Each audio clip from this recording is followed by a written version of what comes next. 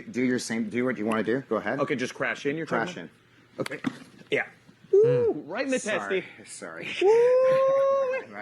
I didn't mean to catch you. I'm sorry. You're gonna see the best fighters on the planet, UFC fighters, the best, toughest individuals. That's all they do is fight. And one accidental eye poke stops the fight. They don't want to fight. Every time.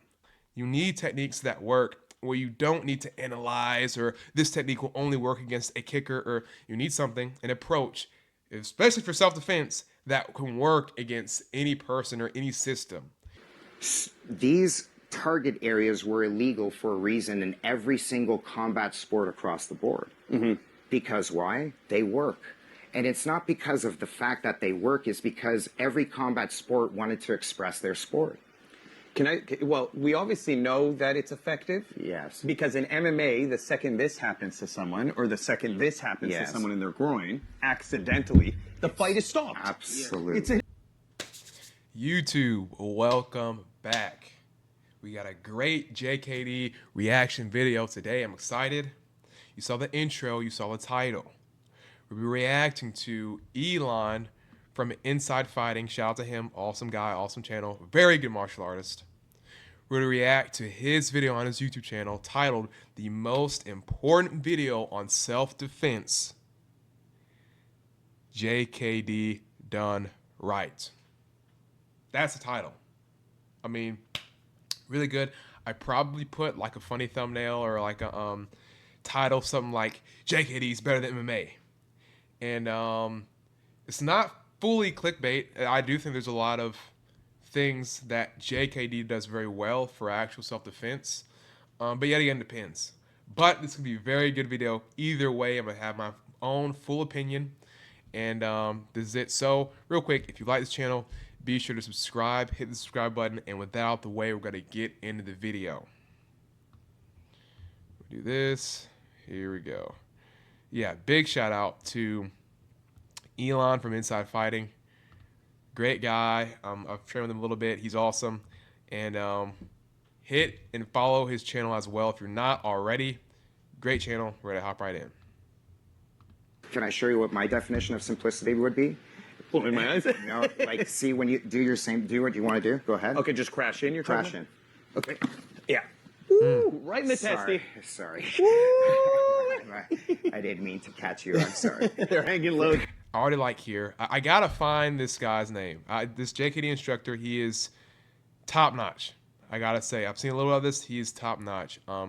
That easy simplicity, and I like that he didn't say go in for this very specific technique. He said go in, just crash in, like do what you were just doing. He let him have the option. He let Elon have the option to do what he wanted to do, and it showed that it worked. That's something I've seen with a lot of the best instructors.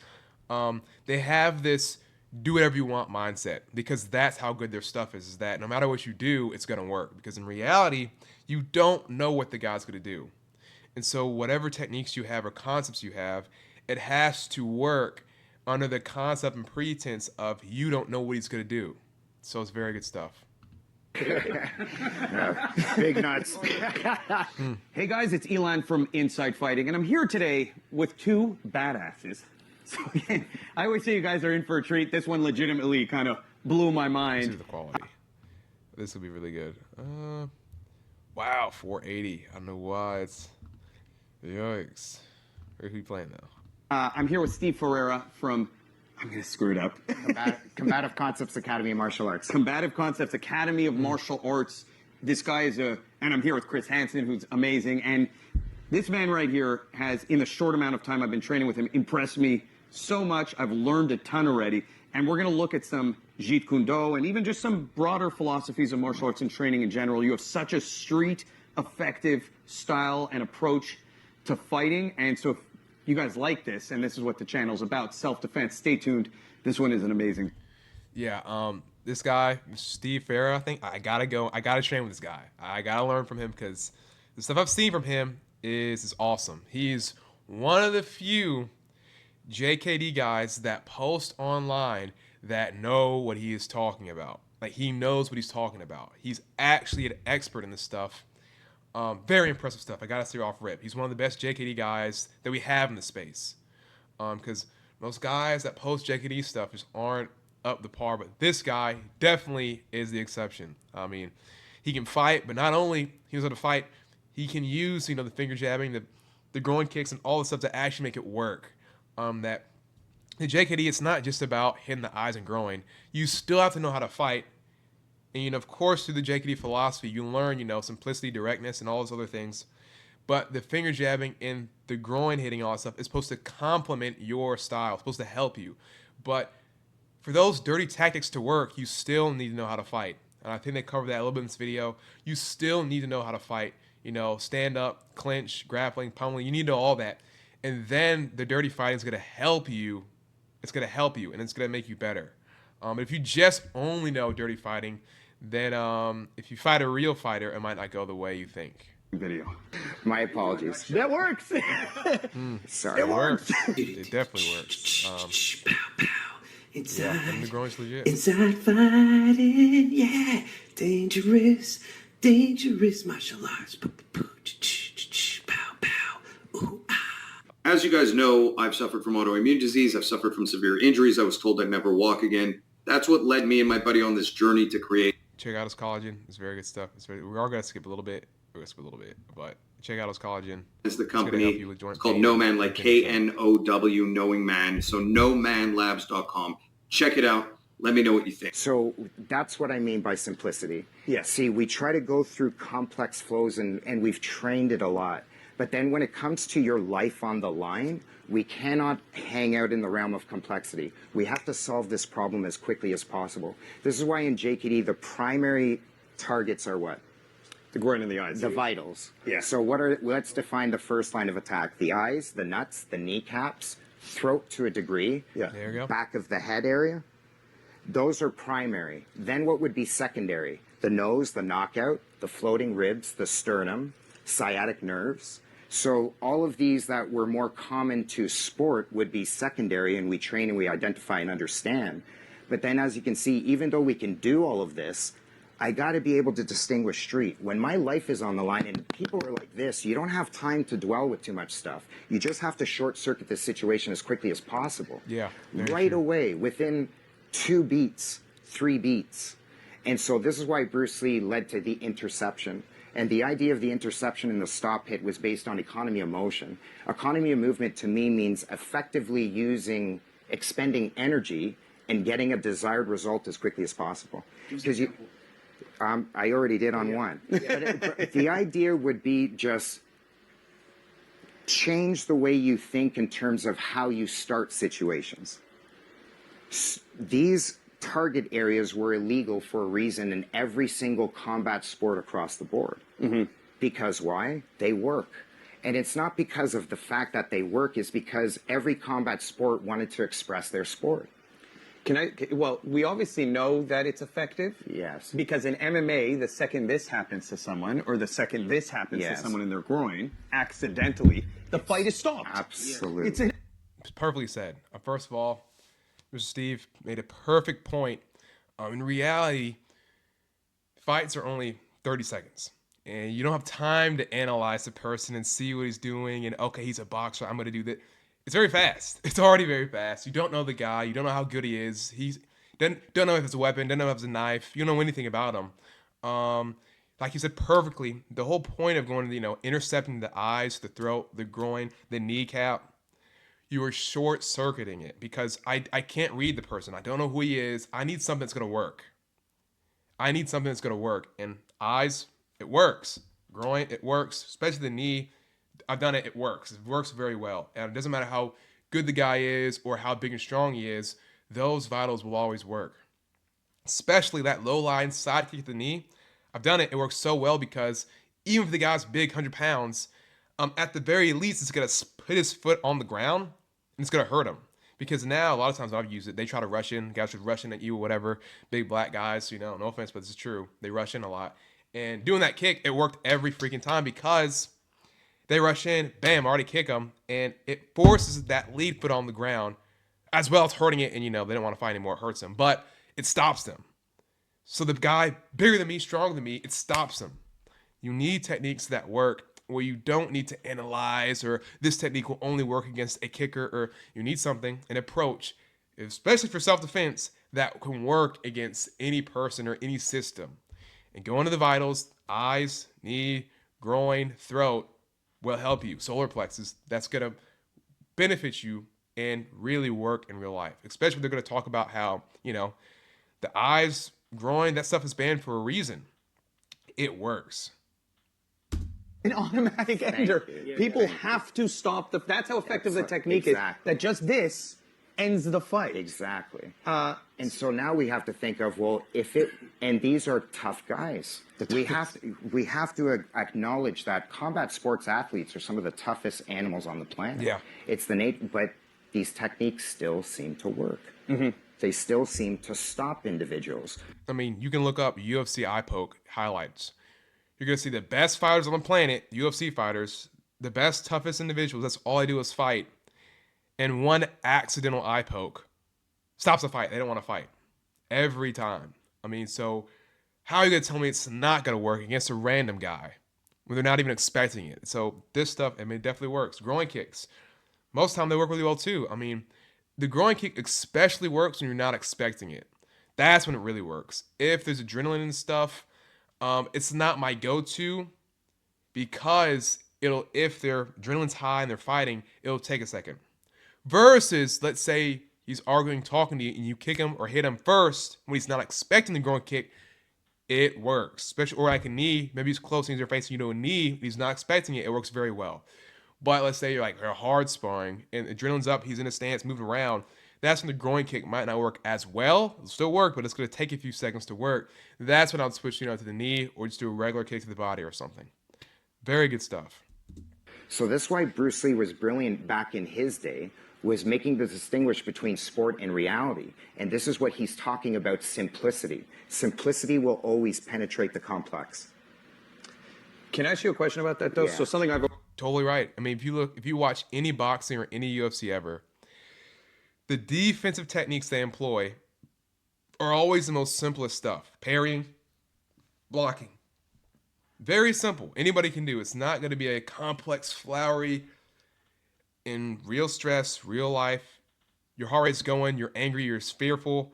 You need something simplistic. You need something because you don't need to think of a technique to do. You need to be able to react. Especially the guys, when I train people, I have to show them something that they can pull off in real stress against a bigger and stronger guy. And when there's real stress, you're not going to be able to think, okay, he's big. Okay, I'm going to do the jumping, spinning, turning, side kick. No. You need something simple. Okay, my hands are up. Okay, I go to the eye. My hands are up. I go to the eye. You need something very simple that they can do where they don't even have to think about it. That's what they're going to be able to pull off in real life. When you're in a high stress environment, it's really hard to think. You can't. I mean, side note, I'm a firefighter.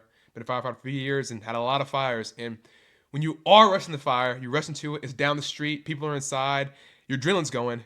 You cannot think. If your brain it shuts off. You cannot really think about, okay, I'm gonna do this, and then I'm like, okay, and what about this? No.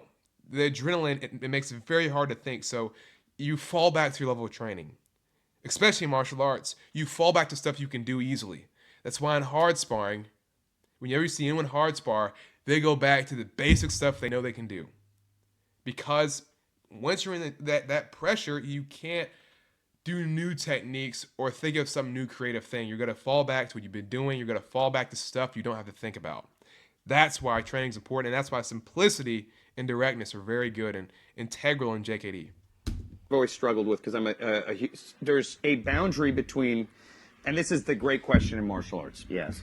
How do I apply my techniques against a fully resisting opponent while also keeping them safe to some degree? In other words, I can't train with you kicking you in the groin, gouging you in the... Now here we start to make... I won't, I promise. Okay, I'll try to guess this, but that's actually a good point. Something I've been doing a good bit is scenario training, live testing. That's a good way to actually test your stuff, because in real life, you don't know what the guy's going to do. And in real life, he wants to win. He's not going to let you do anything. He's not going to let you just hit him in the face. So something that I do, I'll train the guys and I'll have them gear up and have stuff to where, yet again, I'm not going to hit them all out and you still can't, actually jam your finger in their eye and you can't actually do that stuff. But you can work certain scenario drills to where You make up a scenario, they make up a scenario, and then you would defend yourself how you would accordingly without going too overboard.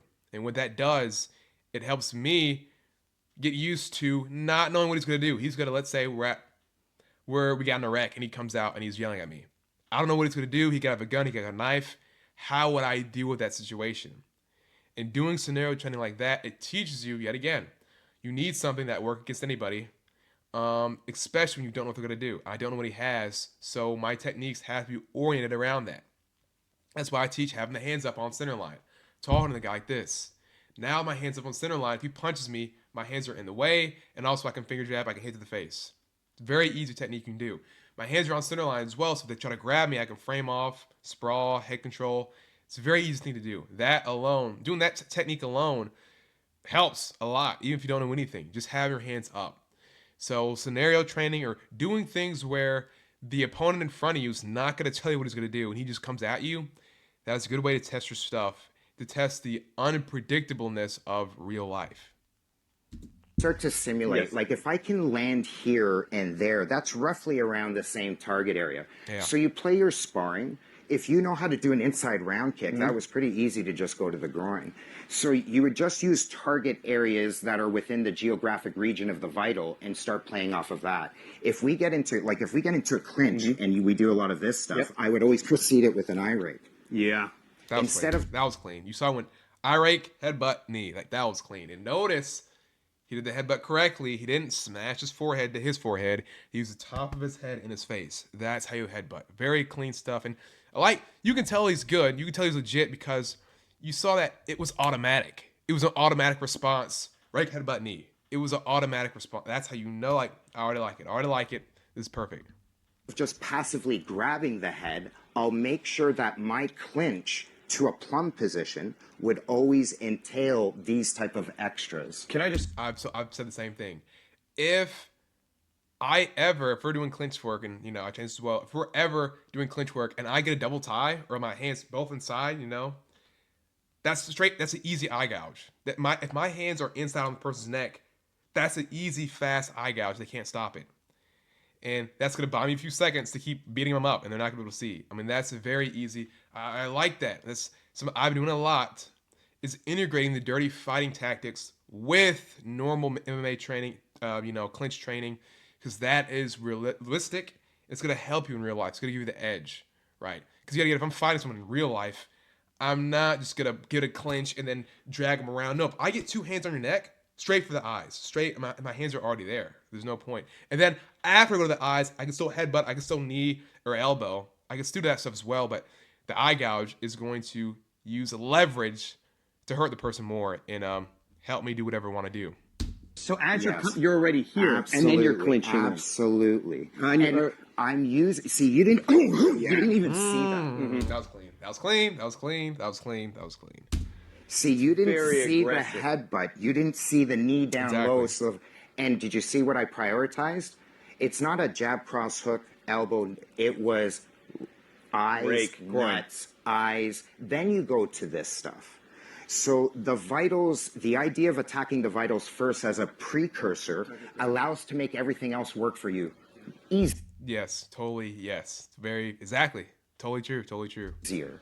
Yeah. And I'm not one to say that all this shit works 100%. Nothing, we can all agree that nothing is 100% foolproof. But we can agree that common sense will tell me that some things will probably put me in a higher department of success than others. And if I think like this, maybe I'll get more desired result than not. So I love what you're saying. I'll tell you what. Perfectly well said. That I totally agree. Your first technique, especially when you're closing or just in general, your first technique in real life should be to a vital spot. Eyes, knee, groin. I mean, it should be to a vital spot. So it sets up the next hit. It does. It's one thing I teach. If my hands are here, if we're close, I go for the fast finger jab. After I hit that, I'm already coming with a hard palm strike with the back hand. It sets it up. Or the knee. Yet again, if he's coming, kick to the knee first, then it sets up a punch to the face. Totally works. He's totally right. So Filipino martial arts, knife defense, knife disarms have always been a big thing. And you learn a lot of the guy's coming at me, I'm going to take it here and do all this stuff, whatever it is. And so what I realize is that's never happening.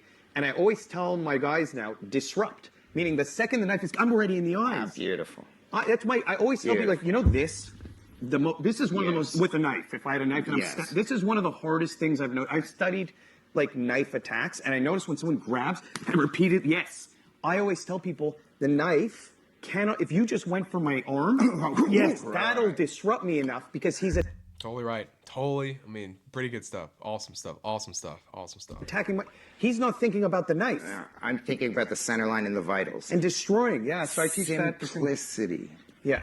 That's why it's so important. JKD is an offensive art. It's offense. If you're hitting the guy, you're attacking the guy. And that's a perfect example why you do that. If a guy is coming at you with a knife and you have to this, you can't run. Let's say you cannot run, you have to fight. You have to hit him. That is the only way for him to stop coming at you. You have to attack him. And especially that if he grabs you, I have to hit him for me to be able to get out the way. For me to be able to get the escape. Because hitting him disrupts him. It stops his train of thought. It stuns him so that I can disarm and get out the way. Totally right. That's why I teach it again. In real fighting, self-defense, that's why you really do want to move first. You do want to hit first if you know the person's going to attack you. If they stated clear intent they want to hurt you and harm you and beat you up, you want to hit them first. Because it gives you that chance. It stuns them. It disrupts them. Now you can run away if you want to. Or if you want to keep following up, you can. Totally perfect. Perfect. Remember, have that anytime when you feel like you're in a tussle and you're fuck something, go to something to short circuit that. And if that helps to short circuit that, why not start with that? Always look for simplicity. Totally right. Even when Bruce was training the trapping sometimes, he would include foot stomps in the trapping as well. Because that, yet again, to short circuit, some vital spot, very quick and easy to do. Right if I'm trapping and the guy grabs me, I can stomp the foot and then get out the trap and hit. Stuff like that, it really works because the guy's not expecting it. He's not expecting you to go to the eyes. He's not expecting you to go to the knee. He's not expecting you to go for that foot stomp and then do something. Because yet again, it's not just about dirty tactics. It's using the dirty tactics to set up something else. I can use the foot stomp to then get out of the lock and punch him in the face. It's gonna help me. That's the point. Simplicity first. Go, and this is, guys, these are liability type of technique. Yeah. So it has to be within context. So usually when it comes to street, the mentality is if it's worth fighting for, it's worth dying for. So it has to be something that extreme that I'm going to respond extreme. But if it's not, then it's not even worth the fight. Why even bother with it? Yeah. I mean, and it almost sounds cliche. Everybody says it, you know. Every martial artist will train for 10 years and then be like, well, don't fight, don't ever fight, don't ever fight. And it's cliche, but it is true, and I like what he's saying here. It's something I talk about all the time still. You still don't want to fight. That's not the point. I do this stuff because I like it, it's fun, and I want to get as good as I can get. That's why I do it. I don't really do it for like self-defense necessarily anymore because I know I can defend myself, whatever. I do it because I like it. Because in reality, as if you're a decent person and you're nice to people, you're not getting a fight. And then if someone tries to fight you, hey, I don't want to fight. Okay, I'm sorry. You're right, bro. You're right. I love you. You're right. Fine. And get out of there. If you do that, you're not going to get a fight 99% of the time. You're not. This stuff is for the 1% where you're in a corner, back in the corner, you have no other option. That is when you fight. You have, a guy has a knife, but you're in a room. I can't run away. I have to do something. I'm with my friends and family. I have to do something. That is when you use this stuff. That's a very good point. Yet again, you don't want to get in a fight. That's the biggest thing is when I know I cannot escape this person or he's going to attack me. He's just going to attack me. I need to do something. That's when you use this stuff. I understand. So, but as long as it's at that level that we need to be able to really put it, then train yourself to do that and make sure your muscle memories and make a mental to physical connection to what you're doing and do it. Yes, he said muscle memory is perfect. Totally right. This stuff has to be where you don't have to think about it. And the thing that I say, people are like, oh, well, I don't really want to hit the eyes, the knee, it's kind of mean, the groin. I don't want to do that. I tell them that how do you know how good the guy is you're about to fight? If he's, you're at a bar or something and he's yelling at you in your face, yelling at you, how do I know if he has a weapon or not? How do I know if he's trained or not? I don't know anything. He could be a boxer, he could be a wrestler, he could be nobody. He could have a knife, he could have a gun, he could have friends watching, ready to jump on me and help him. I don't know any of that. You don't know any of that. That's why you just do not fight. But when you are put in a situation when you have to, that is when you use these techniques, because you don't know what his intent is. You don't know if he has a gun. You don't know if he's a knife. You don't know if he has friends. I don't know any of that. So I can't, yet again, if I have to fight, I can't just take it easy on him, because no, that's why you don't want to fight. That's why I always tell, I am talking to the guy, hey, I'm sorry, man. I don't know. I'm bagging up. I'm trying to get out of there. I am showing him I do not want to fight. So now, if he continues to try to hurt me, there's something wrong with this guy. I clearly want no part of this, and you're going to attack me? Well, I'm not going to let him do that. That's when this stuff works. You don't pick fights and stuff. Come on now. Can we show that the way you, just slowly so they can see? Sure. Show the kind of the rake. No problem. Grip. Yeah, A lot of it's this very stuff we clean. got from Kali. And it Very was passed on from Daniel Santo to Paul Vunak. Paul Vunak was really good at being able to, he called that range the termination range, where we start to sequence these heavy Paul artillery Vunak, one of the GOATs. Dan Sanok, Paul Vunak, very good stuff. Very awesome stuff. tools, your headbutts, your knees, your elbows. And in addition to using these tools to attack common target areas, but to be able to exploit it to attack the vital areas in addition to. So when we get to this clinch, a lot of the times if I get to this trap and then all of a sudden I'm here, oh, there's the first headbutt. Yeah. See, there's, and you see how I'll slow it down. Okay. And then we can get into all of our complexity you want.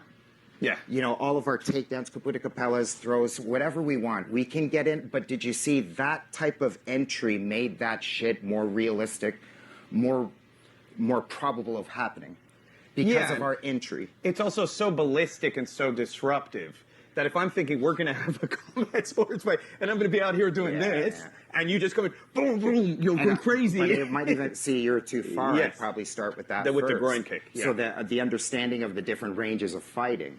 So we're Yeah. talking more if I was in close quarter. Sometimes when you think like this, you all of a sudden get your first shot. It made sense. You didn't even have to go through the complexity. Yeah. This is what I mean. On the street, you have to, the mentality that I try to teach, at least we want to try to accomplish when it happens, is I don't want to fight people on the street. I want to go through people. Yeah. I like that approach. I got to go through Yeah. people. I don't want to sit here and mess around. I don't know if they have weapons. Fights go from bad to worse real fast. Just like you, I've been involved in a lot of stuff growing up here in Scarborough and stuff. I've witnessed a lot as well. And I've seen firsthand how fights go from bad to worse real fast. Just like that. Takes one moment. Oh, yeah. And there's also a psychological shift that happens for people sometimes, and I'm like, oh, the stakes just completely changed in what's going on here. It went from something I thought that wasn't as, I'm watching it happen, I'm like, this went from something not as serious as what I thought to the guy literally slamming the other guy's head in concrete. Yeah. This is now potentially fatal. No, you're totally right. I mean, that's why you don't underestimate anybody. That's something I've learned. Do not ever don't underestimate anybody, please. Like, no, that's why it's important to train this stuff and to not fight. Because when you're put in a situation where you don't want to fight and the person doesn't care, that is a dangerous person. I mean, I've seen crazy stuff. I have so many stories of violence, fights. I mean, it can be fatal, and you don't even know. Again, nobody thinks we're gonna die today. Nobody thinks that, but they're totally right. I had a guy, I'm a firefighter. I had a guy. We got a call. It was like head pain. So we get out there, we go, and we're talking to this guy. He had a huge knot on his head, and it was bleeding. And he told us that he got robbed pretty much. What happened was he was at his girl's house or whatever. They were talking whatever. And all of a sudden, this guy pulls up in the driveway. So he gets out. Apparently, the guy that comes in the driveway is the real guy the girl's seeing. He's the real boyfriend. So he comes out. He's all mad and stuff. He pulls a gun on him. Tells him to come outside. He comes outside. And now the guy, our patient is, begging for his life. Hey, bro, I'm sorry. Hey. And the bad guy proceeds to rob the patient, robs him, takes his car keys. He's like, oh, you got a car? Okay. Boop, boop. Unlocks his car, tells him to get in his own trunk. Tells this man to get in his own trunk. And he's going to drive away. Now, the patient, he already knows, like, he told us, like, no, he knew, like, if he did that, he'd be dead. He's like, nah, so he's trying to, like, no, man, I got kids, bro. Please, I got kids. The bad guy had the nerve to say, I don't give a bleep about your kids. and then hits him with a gun. After that, the patient, he's like, this is it. And so the patient said he was talking to him, and he just took off running. He just tried to distract him, took off running, and then called 911, and then we got there. So the bad guy ended up taking his car, taking off his phone and his wallet and stuff, and just left. But that's literally just one example. They didn't even know each other. Now the guy's got him at gunpoint saying, I don't care you got kids. I'm gonna kill you. That's what the guy was gonna say. I'm gonna kill you. I don't care. This shows you how terrible people can be and why it's important to train this stuff and why it's important to not fight. Yet again, not fight. But when you're put in a situation where you don't want to fight and they don't care, that is a dangerous person. And that's when this stuff is used for. I mean, no, yeah, it's very important. Absolutely. So, and it happens like that, like you said. Even if the other guy was winning in their little playground fight. Yeah. So I want to just talk about one thing that I have a philosophy. I say in a fight, you have to be active. Meaning, you can be in two states. You can be reactive or you can be active. I'll say this. He's totally right. If you notice, if you watch Steve's stuff, all of his stuff is offensive. He's hitting him. He's hitting Elam the whole time. He's not reacting and parrying and block. He's hitting him. He's attacking him. He's attacking him. He's attacking him. That is one of the concepts of JKD. It's an effective, it's offensive. It's offensive. Intercepting is offense. JKD's offense, you want to be hitting the guy with something. You want to be hitting him. You want to be hitting him. So it's very important. I always try to say, like, convey to people, especially if he's in close range, within touching arm's distance, you need to hit him. You need to hit him because if you wait for him to hit you, you will not have time to react. Or proactive. Yes. And so you're touching on this tremendously. All the complex motor functions, all the fancy Kali stuff, Sila stuff happens once you take control of a situation, meaning once I've disrupted you, whatever it is, now you're going to be a little wobbly. Now I could start going into like cool stuff.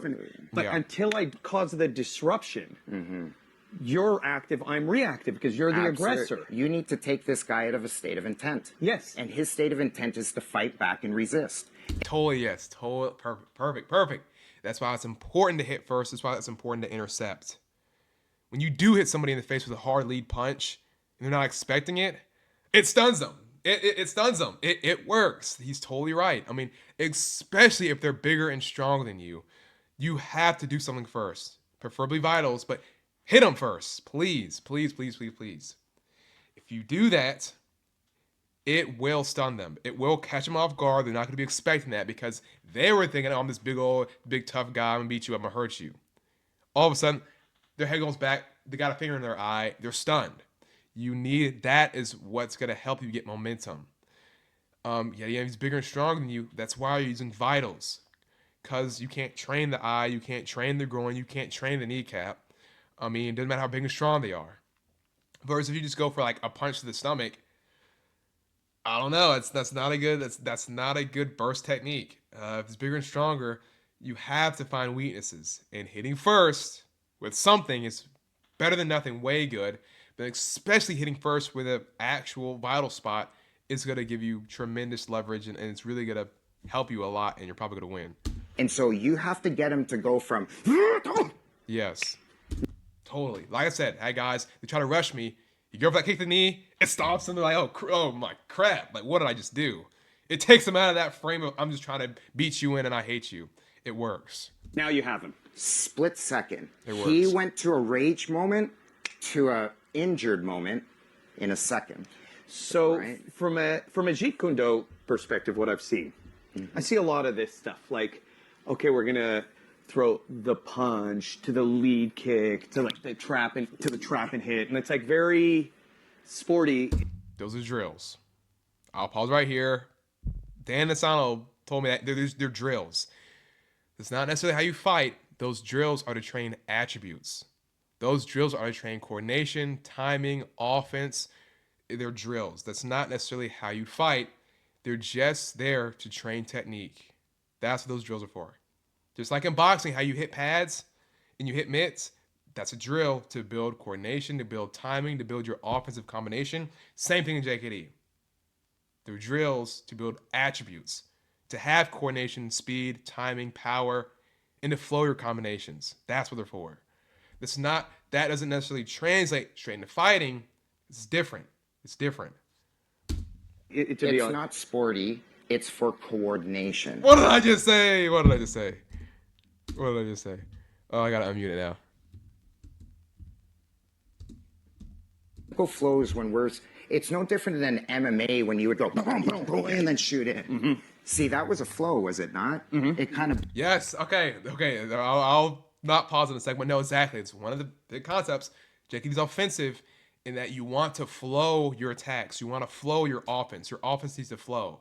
That's one thing why Bruce much preferred Chinese martial arts over Japanese martial arts, because at least in Chinese martial arts, their attacks flow together. It flows together. And you learn that that's how you should attack. Your technique should flow together to not give the person time to react. Right? Like a straight blast. You're sprinting to the guy with straight punches. Okay. It works because you're overwhelming him. He doesn't have time to block and defend. Or just in general at all. Whenever you are attacking, you want your stuff to flow together. That's a big thing, because now it's much harder to defend because it's coming at you, it's overwhelming you. That's a very big key to offense, especially yet again in real self-defense. The fight's only gonna last 30 seconds max. If you're good, it should last 10 seconds max. And so the whole point of that is, yet again, I'm attacking. I'm not giving him time to do anything. That is JKD. It's attack. It's offensive. Offense. It's offense. blended different things. At the end of the day, could you pull it off that way in a fight? Maybe. Could I borrow different moments of that to be able to mimic it to the sport? Yes.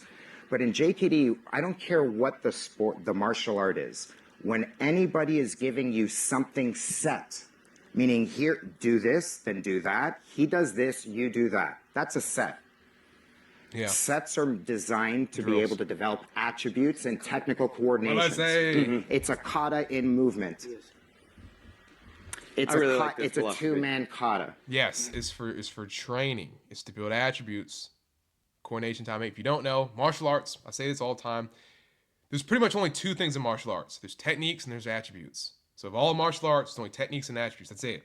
Techniques are all the actual how to punch, how to kick, the thought process to how to think, okay, this technique. Technique is all the mental stuff, how to do it. Attributes are the physical things we need to perform the technique. Speed, timing, accuracy, coordination, power, strength. Those things make the technique work. And so drills, kata, form helps build your attributes to make the technique work. It doesn't matter how like technically sound your finger jab is. If your finger jab is slow, it might not land. Versus if your finger jab is fast, same technique, it's going to help you. Doesn't matter how good and technical your parrying is. It's good and perfect. If you parry slow, you're going to get hit in the face. So the attributes make the technique work and vice versa. So they're very important. So the drills make the techniques work. It builds your attributes. And so because That's one thing I used to kind of put down on. I'm not gonna lie, in the past, I'd be like, I see these drills, but that wouldn't work. Cause hitting the pads, I'm like, oh, that's not really it. But until, shout out to Francis Fong, Super Francis Fong, awesome in his academy.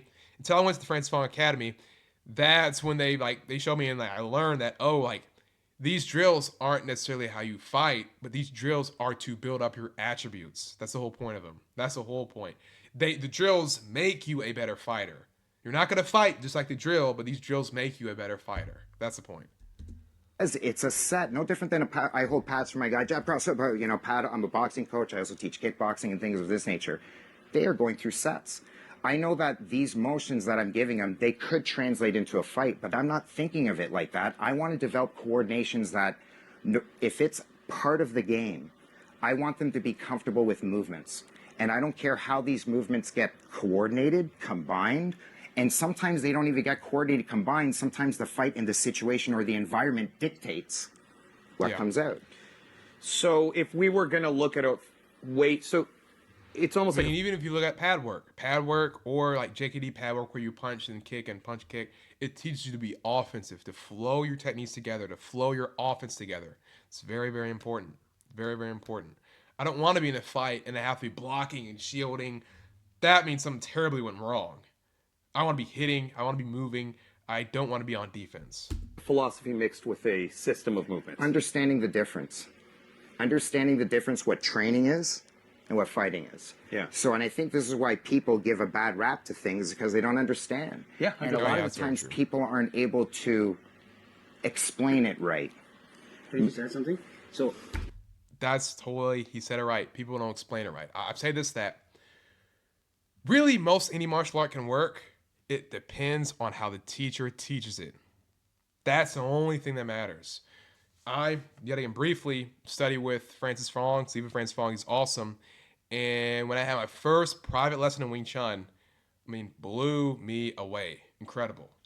I mean, Wing Chun works, it's awesome. But the only reason people don't know that is because people that teach it terribly, teach it wrong. They don't know how to teach it, they don't know how to express it. But Francis Fong, shout out to him, he was amazing at showing what works, why it works, and how it works. And he really expressed to me how to do it, and it made sense to me. And so that's when I really realized it doesn't matter really what art you do necessarily. It matters how the person teaches it.